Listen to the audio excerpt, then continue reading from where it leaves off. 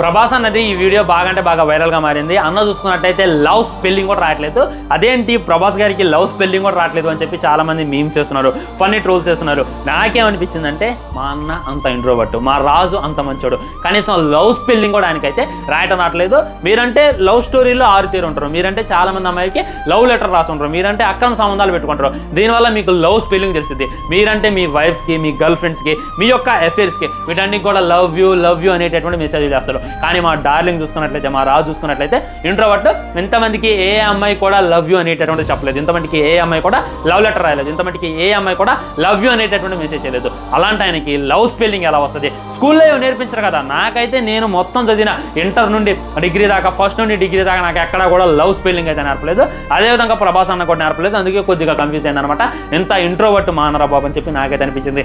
ఎలాంటి ఆయనకి అసలు సోషల్ మీడియా ఓపెన్ చేస్తే ఆయనతో ఎఫేర్ ఉంది, ఏమతో డేటింగ్ ఉందని చెప్పి ఎన్ని